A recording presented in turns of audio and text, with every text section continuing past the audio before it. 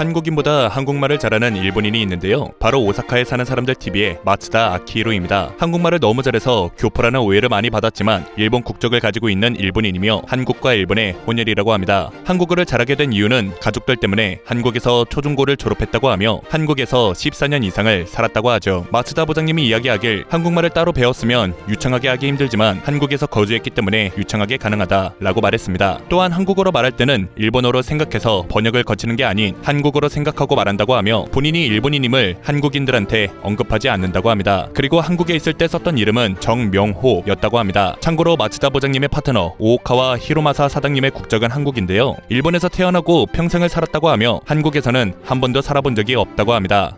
오사카에 사는 사람들 콘텐츠 중 가장 큰 관심을 받았던 콘텐츠는 회사원인데요. 마츠다 부장님의 매력인 여유가 느껴지는 영상이며 술 한잔하면서 삶의 여유를 찾으려는 모습에 시청자들도 한숨 돌릴 수 있는 시간을 가지게 해주는 영상입니다. 또한 많은 사람들이 혼술을 즐길 때 많이 챙겨본다고 하며 퇴근 후 간접적으로 오사카에 있는 기분을 느끼게 해준다는 반응도 많습니다. 그리고 해당 콘텐츠를 패러디한 채널이 있으며 바로 피식대학입니다. 콘텐츠의 제목은 오사카 안 가본 사람들 TV이며 해당 콘텐츠도 흥행에 성공했는데요. 여담으로 해당 콘텐츠로 인해 마츠다 부장님과 콜라보를 진행한 적도 있습니다.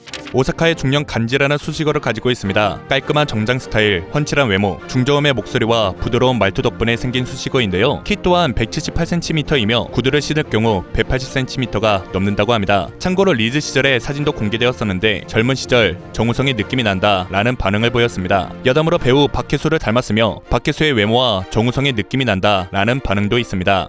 마츠다 부장님의 본업은 부동산 중개사이며 부업으로 유튜브 채널을 운영하고 있는데요. 그러나 오사카에 사는 사람들 채널에 처음 입문하는 사람들은 마츠다 부장님을 회사원 컨셉을 하고 유튜버하는 사람으로 보는 경우도 있다고 합니다. 참고로 마츠다 부장님은 부동산 중개사 쪽에 오랫동안 근무하여 해당 업계에서는 유명한 사람이라고 합니다. 마츠다 부장님은 특별한 말버릇을 가지고 있는데요. 음식이나 술이 맛있으면 죽인다 라는 말을 많이 쓰며 죽인다. 본인이 소개해준 음식이나 맛집 등으로 상대방이 만족하면 스스로를 치켜 세우며 나야 라는 멘트를 사용합니다. 에휴, 나야.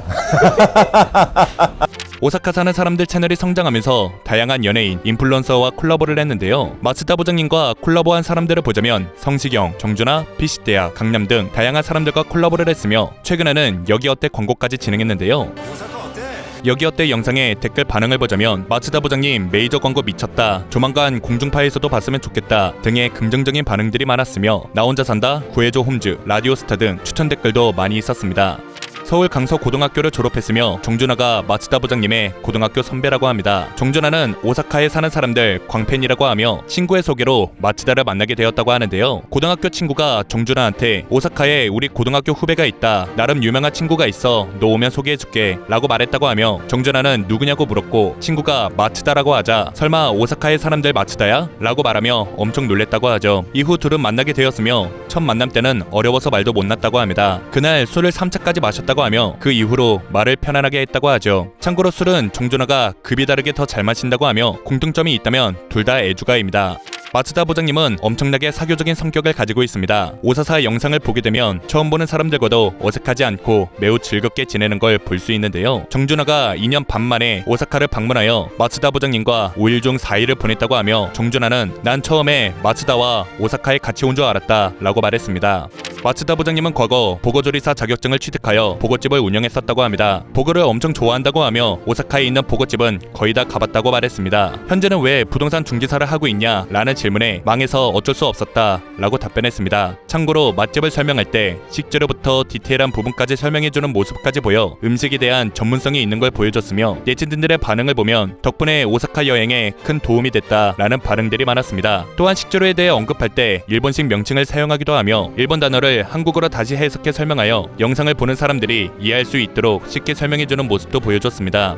영상 초반에는 김 과장이라는 직원이 영상 편집을 맡아 회사의 포괄적인 업무를 수행했었습니다. 이후 나승철 PD를 섭외하여 채널의 영상 퀄리티를 엄청나게 올렸으며 영상 속 음악들을 직접 연주, 편곡하여 작업한 전문가라고 합니다. 영상의 댓글들을 살펴보면 이 정도면 지상파 외주 수준 이상이다 라는 반응들이 많습니다. 여담으로 나 PD는 음악 프로듀서를 겸하고 있으며 과거 정준하와 함께 작업을 한 이력도 있습니다.